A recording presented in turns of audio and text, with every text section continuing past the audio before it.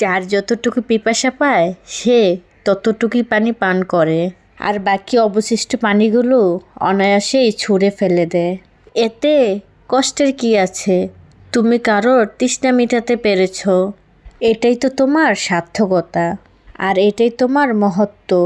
নদী কি কখনো অভিযোগ করে তীর কেন তাকে ধরে রাখলো না? কিংবা মেঘ কি বৃষ্টি জড়িয়ে হিসাব রাখে মাটি তাকে কতটা মনে রাখলো? তাই সবসময় বিনিময় পাওয়ার আশা রাখতে নেই। মাঝে মাঝে সবাইকে ভালো রাখতে নিজেকে সরে আসতে হয়। তাতে যদি সবাই ভালো থাকে, থাকুক তাহলে ভালো। আসসালামু আলাইকুম আমার প্রিয় ভাই বোনেরা, আপনারা সবাই কেমন আছেন? আশা করি অনেক অনেক ভালো আছেন। আপনাদের দোয়া ভালোবাসা আলহামদুলিল্লাহ আমি অনেক ভালো আছি। আজকের ভিডিওটা হলো বট রান্নার বাকি অংশ। কালকের ভিডিওতে তো দেখিয়েছিলাম কিভাবে আমি বট পরিষ্কার করেছি আর কিভাবে আমি মশলা দিয়ে মেখে রেখে দিয়েছিলাম বটটাকে। আর আজকের ভিডিওতে আমি দেখাবো আমি কিভাবে বটটা রান্না করে নিলাম। এই তো আমি কিন্তু বটটাকে খুব সুন্দর করে কষিয়ে নিচ্ছি। যখন আমার বটটা অর্ধেক কষানো হয়েছে তখন আমি আবারও গরম মশলা বাটা দিয়ে দিলাম। গরম মশলা দেওয়ার পর আমি কিন্তু প্রেসার কুকারে ঢাকনা লাগিয়ে দিয়েছিলাম। ওইটা আর ভিডিও করা হয়নি। ঢাকনা দিয়ে আমি 3 থেকে 4টা সিটি দিয়ে নিয়েছিলাম। সিটি আসার পরে আমি কয়েকটা আস্ত রসুন দিয়ে দিলাম। আস্ত রসুন দিয়ে আমি আবার কয়েকটা কষানো বট উঠিয়ে নিলাম খাওয়ার জন্য, দেখলাম সিদ্ধ হয়েছে কিনা। পরে দেখলাম মোটামুটি ভালোই সিদ্ধ হয়ে গেছে, তাই আমি আবার অর্ধেক বট আলাদা সরিয়ে নিলাম। ওইটা আমি শুধু কষানো বা ভাজা ভাজা করেই খাবো। আর বাকি অর্ধেকের ভিতরে আমি ছোট ছোট করে কেটে রাখা আলুগুলো দিয়ে দিলাম। ওই আলুগুলো দিয়ে আমি আবারও সুন্দর করে কষিয়ে নিচ্ছি। কষিয়ে নেওয়া হয়ে গেছে, এখন আমি পরিমাণ মতো জলের পানি দিয়ে দিলাম।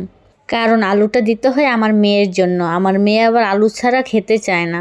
এমনি তো বেশি একটা বট পছন্দ করে না। আলুটা দিলে আলুটা একটু ভাতের সাথে মাখিয়ে খেতে পারে।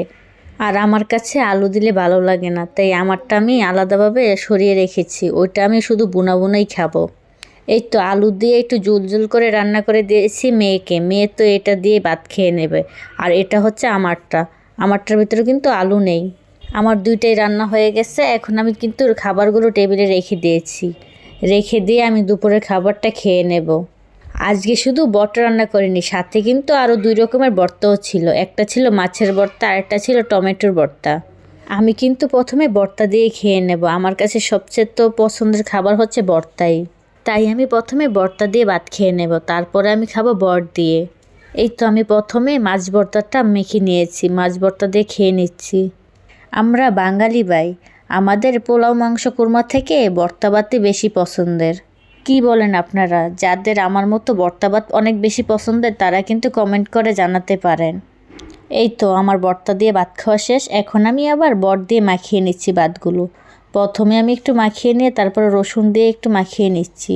যাই হোক, খেতে খেতে আমার ভিডিওটা শেষ পর্যায়ে চলে আসলো। এখন আমি আপনাদের কাছ থেকে বিদায় নিয়ে নেব। আল্লাহ হাফেজ, আসসালামু আলাইকুম।